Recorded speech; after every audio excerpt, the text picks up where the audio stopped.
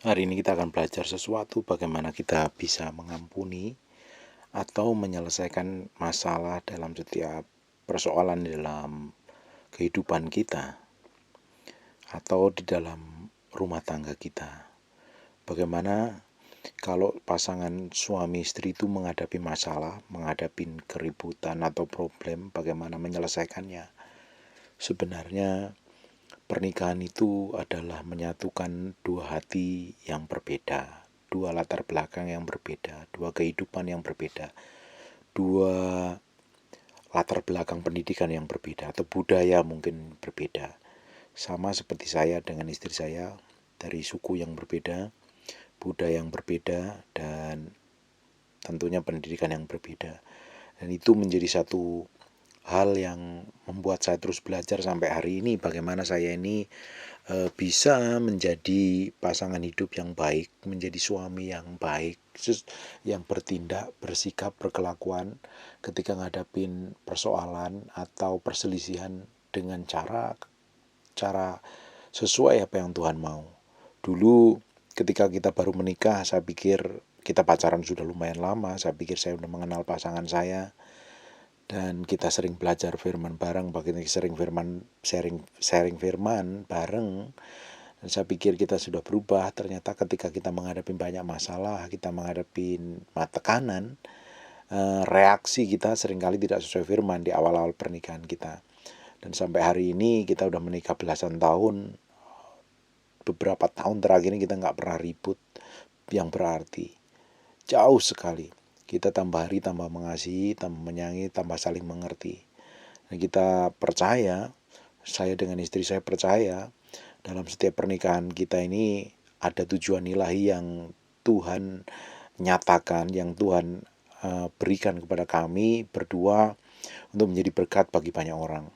Dan terbukti Tuhan berkati pernikahan kami, dan kami memberkati banyak pernikahan-pernikahan orang yang lain yang sedang bermasalah. Saya percaya ketika suami dan seorang laki-laki dan perempuan itu bersatu dalam satu pernikahan yang kudus, dia tidak lagi menjadi dua tapi menjadi satu. Di Matius 19 ayat 5 dan 6, dan firman-Nya, sebab itu laki-laki akan meninggalkan ayahnya dan ibunya dan bersatu dengan istrinya sehingga keduanya menjadi satu daging. Demikianlah mereka bukan lagi dua melainkan satu. Karena itu apabila ia telah dipersatukanlah, tidak boleh diceraikan oleh manusia. Pernikahan bukan atas dasar sekedar cinta, aku cinta kamu, kamu cinta saya, dan kita mulai pendekatan, deketin keluarga masing-masing, dan akhirnya kita cangjit atau kita tunangan dan ujungnya kita menikah. Bukan seperti itu, tidak semudah itu, tidak segampang itu. Pernikahan ini sangat rumit di dalamnya, banyak faktor yang mempengaruhi, banyak latar belakang yang mempengaruhi. Dan kita ketika kita menghadapi masalah, perbedaan, kita harus sama-sama belajar rendah hati untuk saling memaafkan. Kunci dari sebuah pernikahan yang powerful ketika salah satunya mesti belajar mengalah. Ketika seseorang didapatin dalam pernikahannya itu pasangan hidupnya itu keras kepala, salah satunya juga harus sama-sama mengalah dan saling meminta maaf. Memang ada beberapa orang itu susah sekali untuk minta maaf, dan itu harus belajar dilakukan. Ketika salah satunya keras dan kita sama-sama keras, ujungnya pasti ribut. Kita harus, yang terpenting dalam pernikahan, harus kita undang Yesus di dalamnya, di tengah-tengah kita saling menyatukan. Ketika ada Tuhan di dalamnya, dua-duanya saling mencari Tuhan. Saya percaya ketika suami istri ini sungguh-sungguh mencari Tuhan, sekalipun banyak kelemahan kekurangan, dia akan terus dibawa dalam pusat kehendak Tuhan. Dan ujungnya pernikahan ini menjadi berkat. Sebenarnya pernikahan ini bukannya sekedar melahirkan keturunan, tapi pernikahan ini adalah punya satu tujuan ilahi yang powerful sekali. Dan tujuannya untuk menjadi berkat bagi banyak orang. Ketika suami istri ribut, bagaimana kita menyelesaikannya? Saya secara pribadi ketika saya ada masalah dengan istri saya atau berselisih pendapat dan akhirnya meruncing, saya belajar diam ketika istri saya mulai lebih panas, dan saya mulai diam. Ketika dia udah tenang, saya baru ngomong. Dan saya duduk bareng. Dalam masalah ini kita coba introspeksi diri. Kira-kira saya ada kesalahan berapa persen, kamu kesalahannya berapa persen. Kira-kira kamu mungkin salahnya 30%, saya 70%, atau saya 70%, kamu 30%. Coba kita telisik. Kalau kita ribut begini terus, ujungnya kita nggak bisa berdoa. Dan berkat Tuhan jauh daripada kita ngapain. Dan seringkali saya lebih banyak minta maaf. Bapak Ibu, ketika pernikahanmu tuh di ujung tanduk, ribut, geger terus-terusan, coba mengalah. Sekalipun ribut kayak apapun juga, coba ngalah. Nggak usah dibalas. Ketika salah satu pasanganmu marah, nggak usah dibalas. Percuma. Karena dalam pernikahan ini, kalau ribut, kita itu nggak tenang. Kerja nggak bisa, doa nggak bisa, di kantor kacau, di toko berantakan, pikiran kemana-mana. Karena kita tahu sama gimana ribut seperti apapun juga, pasangan hidup kita ini adalah orang yang spesial yang Tuhan tentukan dalam hidup kita. Kalau ada masalah, jangan dipendam, cepat buru-buru diselesaikan dengan baik. Diselesaikan dengan baik. Ketika kita ini ada masalah, menyelesaikannya dengan baik. Minta maaf, buru-buru minta maaf. Pak, nanti bagaimana kalau saya minta maaf terus dia jadikan kurang ajar? Saya percaya kita ini melayani Tuhan Allah yang baik, yang powerful, yang mengerti, yang baik, Allah yang baik. Ketika kita mengambil keputusan seperti apa yang Tuhan mau, ketika kita ini melangkah sesuai kebenaran Tuhan mau, Tuhan ada di pihak kita, Tuhan pasti bela kita kok. Cukup ketika ribut, kita cukup merendahkan hati sajalah. Pak, bagaimana kalau suami saya selingkuh atau istri saya selingkuh, apakah saya bisa memaafkan? Diomongin baik-baik, diomongin jujur, dua-duanya jujur. Memang harus saling memaafkan, dan itu membuat luka. Nah, kita belajar memaafkan sekalipun itu pahit dan tidak enak. Demi apa? Demi gambar Allah dinyatakan di atas muka bumi. Tahu nggak kenapa kita ini menikah dengan pasangan kita dilarang cerai? Laki-laki dan perempuan itu adalah gambar Allah. Laki-laki diciptakan serupa segambar dengan Allah. Di Kejadian 1 ayat 26. Perempuan juga diciptakan segambar dan serupa dengan Allah. Ketika disatukan, mewujudkan kesempurnaan gambar Allah di muka bumi. Makanya ketika menikah sesuai kitab Malaikat, dia tidak hanya sekedar melahirkan keturunan, tapi melahirkan keturunan ilahi. Ya, ketika pernikahan itu dipaksa, ketika ribut nih, nggak mau minta maaf, saling menangnya sendiri, nggak mau ngalah.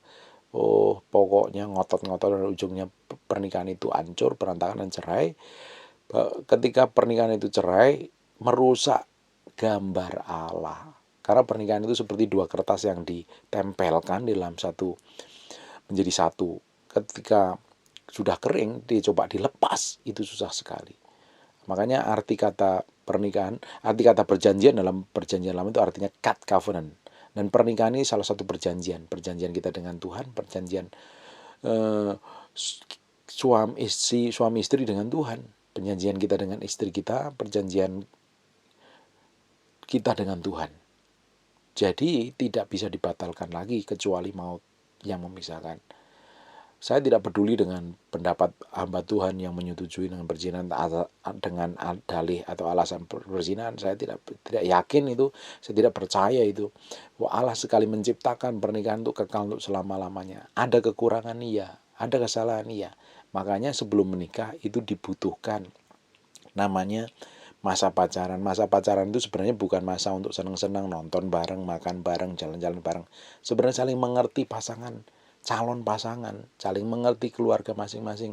Kira-kira dia nanti kalau saya hidup dengan orang seperti ini, kira-kira saya bisa hidup apa tidak? Saya bertahan apa enggak? Bagaimana dia kalau lagi amarah? Emosinya seperti apa? Kelakuannya seperti apa? Sebenarnya masa pacaran adalah masa pengenalan. Ngecek dulu, searching dulu. Kira-kira sih bertahan enggak? Karakternya seperti apa? Keluarganya seperti apa? Orang tuanya ikut campur apa tidak? Bertanggung jawab apa enggak? Malas apa enggak? Bukan masalah senang-senang. Makanya tetapkan kalau di gereja kita itu ada namanya bimbingan pranikah, diwajibkan harus ikut bimbingan pranikah supaya yakin dan pasti bahwa pasangan hidup kita ini sekali untuk selama-lamanya. Sekali kita mencintai dan memutuskan untuk menikah, kita tidak bisa lepas dari itu.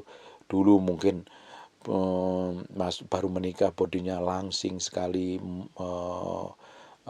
cantik sekali, dan setelah mempunyai beberapa tahun, beberapa puluh tahun, akhirnya bentuknya dari gitar Spanyol berubah menjadi piano. Ya nikmatin, cintai sungguh-sungguh, kasih sungguh-sungguh, karena nggak ada solusi yang lain.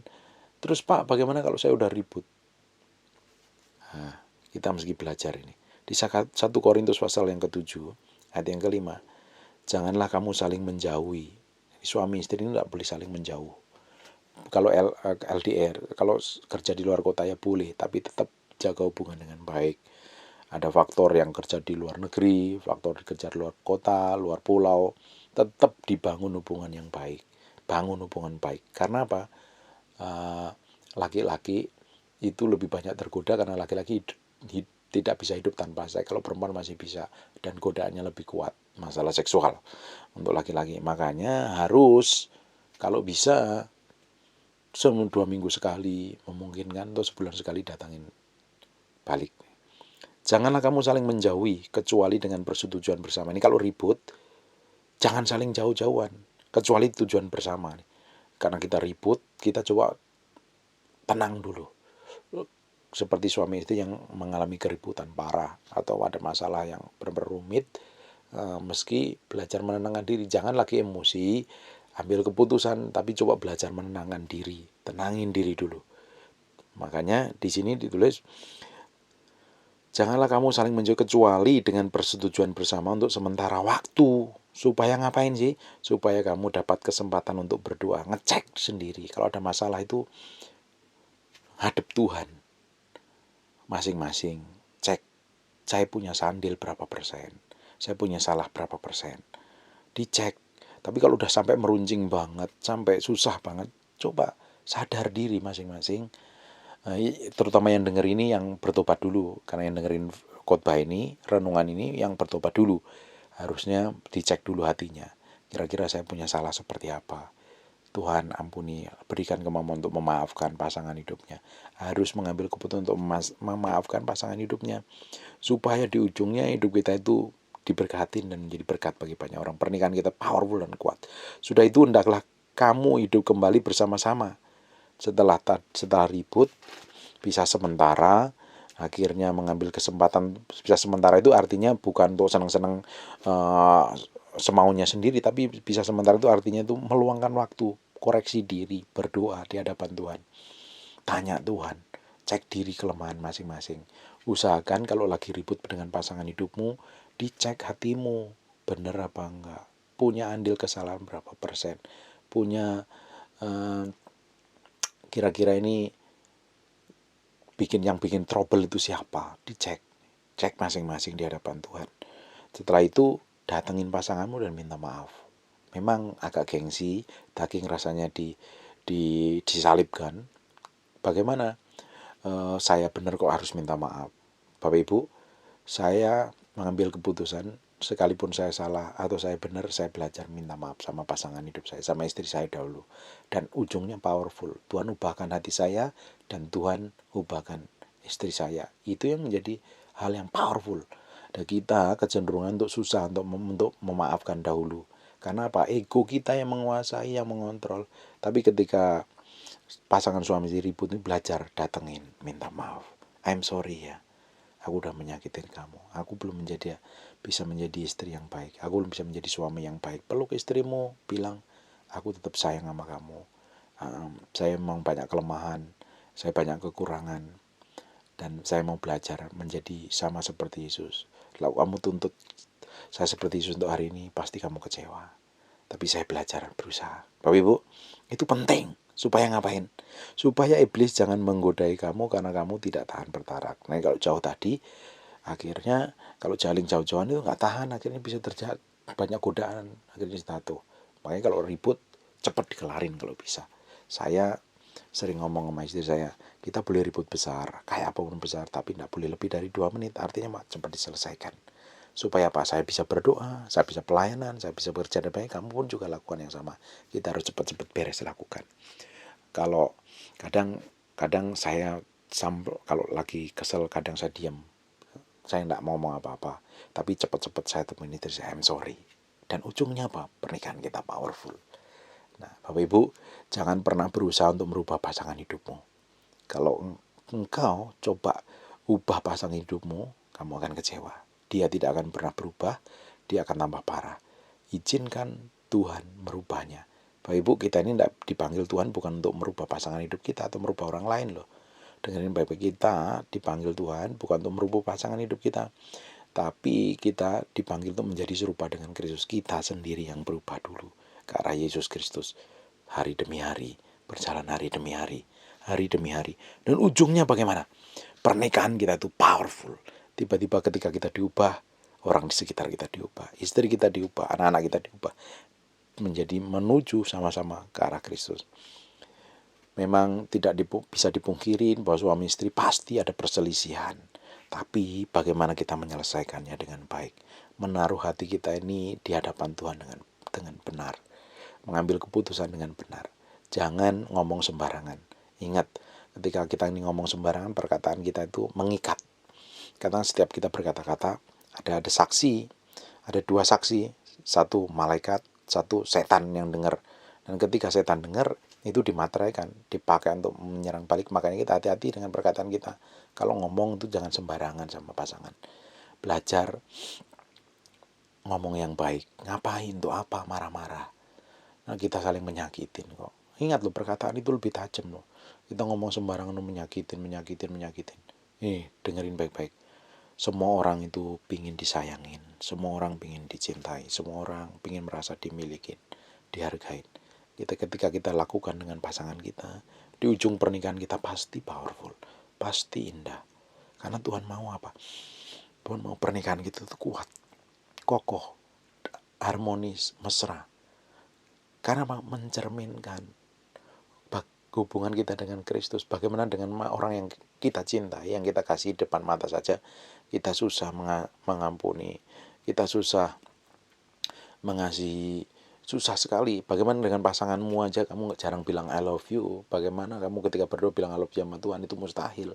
Tapi kalau kita ini bangun hubungan dengan suami istri itu dengan baik nih, hubungannya baik, hubungannya mesra, kita akan mudah sekali menyembah Tuhan. Kita bilang I love you sama Yesus itu mudah. Kita bilang I love you sama Tuhan itu mudah sekali. Tapi kalau seumur hidup aja kaku dengan istrinya, cuek, masa bodoh, terus kita berdoa mau mesra-mesraan sama Tuhan, mustahil. Ya, kita mesti belajar, mau laki-laki mau perempuan harus belajar memiliki hati yang mengasihi pasangannya dengan baik-baik. Ekspresikan cintamu. Ketika kita ini bisa mengekspresikan cinta kita kepada pasangan hidup kita akan mudah mengekspresikan cinta kita kepada Tuhan. Ingat, suami istri adalah satu daging, tidak bisa dipisahkan lagi, kecuali maut yang memisahkan. Jangan berusaha memisahkan pasangan hidupmu karena egomu, karena nafsumu. Dengan alasan apapun, ujungnya kamu akan ditolak Tuhan. Percuma saja. Terima kelemahan pasangan hidupmu. Kita terima. Saya menerima pasangan kelemahan istri saya. Kadang istri saya nggak bisa terima kelemahan saya. Jadi saya maklum, saya harus berubah. Saya sendiri yang harus berubah. Ingatin baik-baik. Pernikahan itu adalah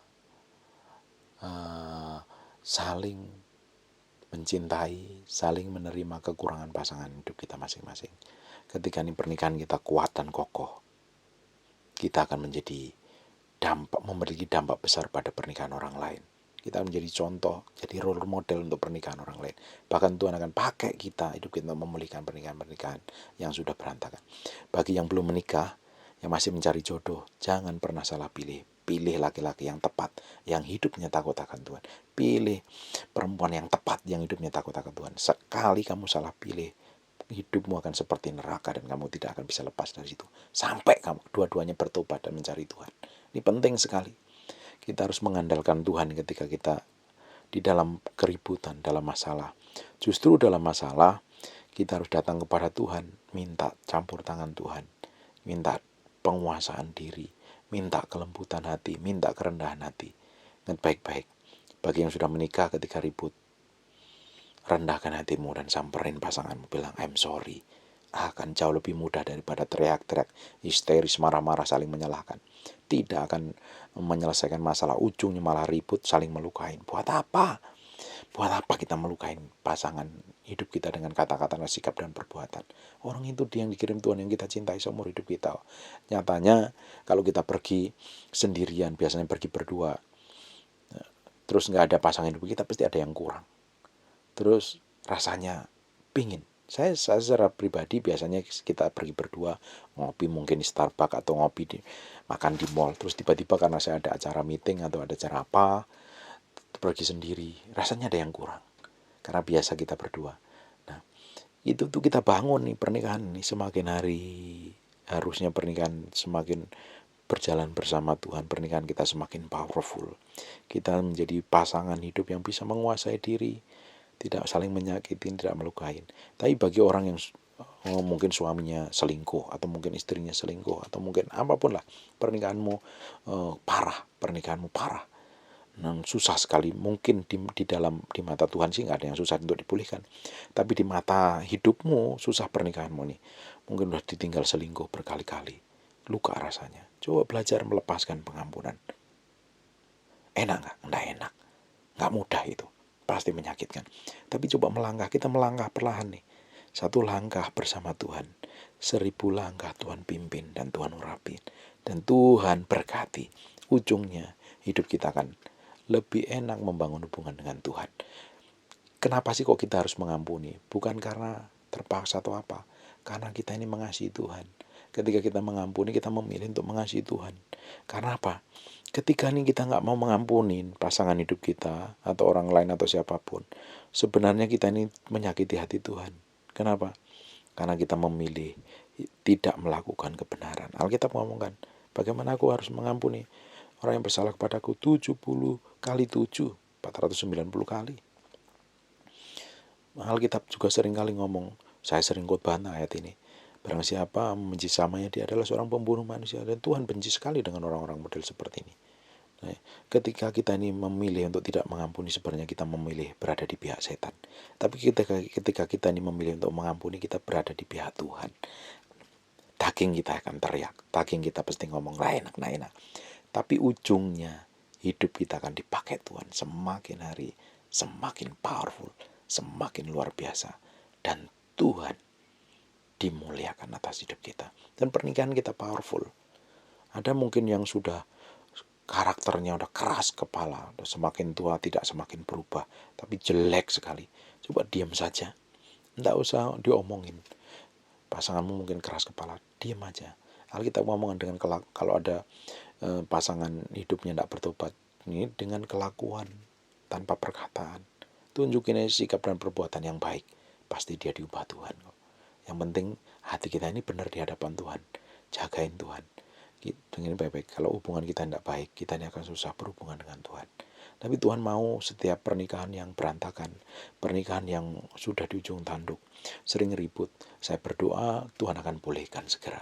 Tuhan berikan kemampuan dan kekuatan.